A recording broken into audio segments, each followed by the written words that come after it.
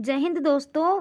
Friends, आज की इस वीडियो में हम बात करने वाले हैं स्टूडेंट्स बीए प्रोग्राम वाले बच्चों के लिए स्पेशल थर्ड सेमेस्टर एनईपी यानी कि न्यू एजुकेशन पॉलिसी के थ्रू जो भी अपना ग्रेजुएशन कर रहे हैं बच्चे, और अभी उन लोगों के जो है एग्ज़ाम चल रहे हैं।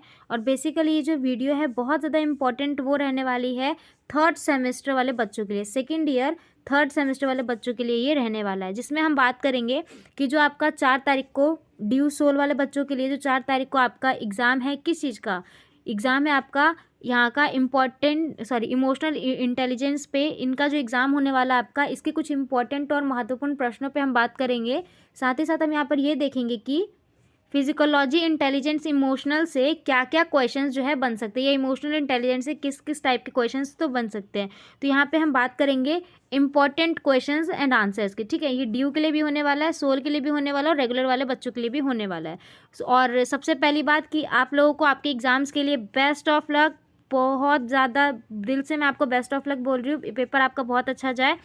और अभी तक अगर आपने कुछ भी नहीं पढ़ा है अपने फिजिकोलॉजिकल इंटेलिजेंस इमोशनल, ये आपका जो कि सब्जेक्ट है वैल्यू बेस्ड का, ठीक है, VAC का जो आपका VAC का जो सब्जेक्ट है उसमें ही आपको ये पढ़ना है, क्योंकि आपका डिसिप्लिन के तो सारे ही सब्जेक्ट्स हो चुके हैं। तो आपका VAC का जो अब आपका एग्जाम है और आपके 2 एग्जाम्स और बचे हैं, ये उन्हीं का ऊपर है। तो अगर आपने अभी तक अपना सिलेबस नहीं पढ़ा है तो डोंट वरी, अब आपको किताब पढ़ने का भी ज़रूरत नहीं है और दूसरी चीज़ इतना टाइम भी नहीं है। तो आप सिर्फ इंपॉर्टेंट क्वेश्चन कर लो, 4 से 5 क्वेश्चन अपने हाथ में कवर कर लो, और एग्जाम में 4 क्वेश्चन ही अटैम्प्ट करने होते हैं तो वही आप कर लो, आराम से आपका पेपर जो है वो पूरी तरीके से होगा।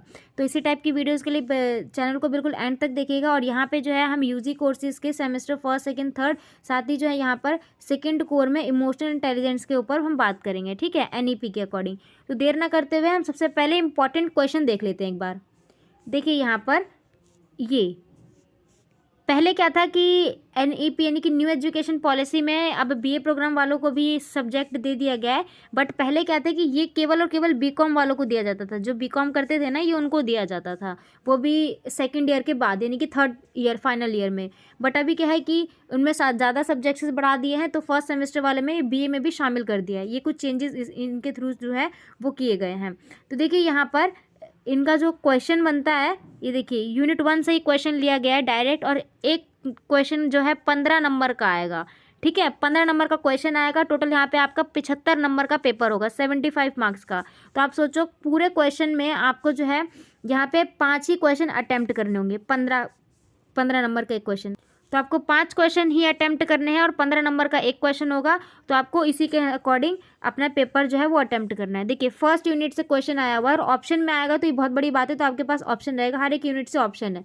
यहाँ पे पहले ही पूछ लिया है इमोशनल इंटेलिजेंस पे कि भावनात्मक क्या चीज़, भावनात्मक बुद्धिमत्ता को परिभाषित करनी है, इसके 2 मॉडल बताने हैं और इसकी क्यों हमें ज़रूरत है, ये क्वेश्चन है। और इसी से एक और क्वेश्चन आया हुआ है कि भावनात्मक बुद्धिमत्ता की जो अलग अलग दशाएं होती हैं, इसके बारे में बताइए। देखिए ये मोस्ट इंपॉर्टेंट क्वेश्चन है, इमोशनल इंटेलिजेंस से आपका क्वेश्चन बनेगा ही बनेगा। तो ये बहुत ज़्यादा इंपॉर्टेंट है, आप इस पर ज़रूर अपना आंसर प्रिपेयर करके जाना। इसका हम आंसर भी आपको बताएंगे, आप वीडियो को एंड तक देखो और बताऊंगी कि ये आंसर आपको कहाँ मिलेगा, किस तरीके से लिखना है, सब कुछ पूरे आंसर हम दिखाएंगे।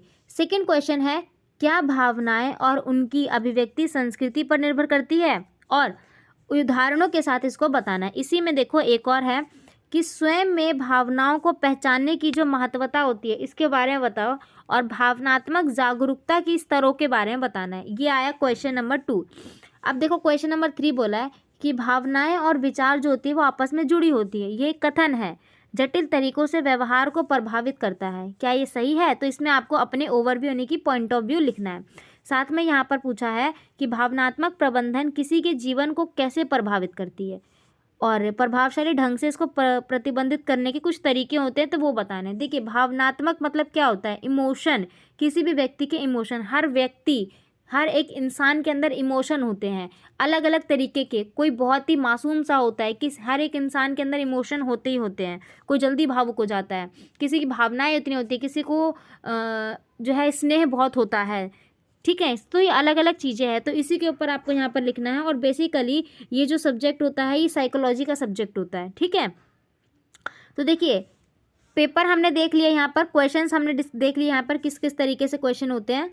इनके अगर आपको आंसर्स चाहिए तो हम आपको आंसर्स भी ला करके देंगे, डोंट वरी। आपको करना कुछ नहीं है, कमेंट बॉक्स में बताइए अगर आपको इनके आंसर्स चाहिए तो हम आपको आंसर्स भी प्रिपेयर करवाएंगे। और इस बार आंसर हम आपको सिर्फ टॉपिक वाइज नहीं लिख के देंगे। टॉपिक में क्या होगा कि आपको करेक्टली आंसर्स देंगे हम लिख करके कि हाँ इस क्वेश्चन का आप इस तरीके से आंसर लिख सकते हो। जैसे फर्स्ट क्वेश्चन का आपको हम आंसर बताएंगे, तो अगर आपको आंसर चाहिए तो प्लीज़ हमें कमेंट बॉक्स में बताइएगा। बाकी आप हमारा टेलीग्राम ग्रुप जरूर ज्वाइन कर लेना ताकि मिलने वाली सभी भी अपडेट्स आप तक सबसे पहले पहुँचे। बाकी मिलते हैं नेक्स्ट वीडियो में, हमें वेट रहेगा आपके कॉमेंट्स का और हम ज़रूर इसके ऊपर और जो है इसके कुछ मोस्ट इंपॉर्टेंट क्वेश्चन रहेंगे। हाँ, जाते जाते चैनल को सब्सक्राइब जरूर करके जाना, क्योंकि जो नेक्स्ट वीडियो रहने वाली है वो क्वेश्चन विद आंसर्स की रहने वाली है। इसमें हमने सिर्फ इंपॉर्टेंट क्वेश्चन देखे किस किस तरीके से और किस पैटर्न में क्वेश्चन पूछे जाते हैं। अगली बार जो हम लाएंगे क्वेश्चन विद आंसर लाएंगे, तो सब्सक्राइब जरूर करना ताकि अपडेट सबसे पहले आप तक पहुंचे। बाकी मिलते हैं नेक्स्ट वीडियो में।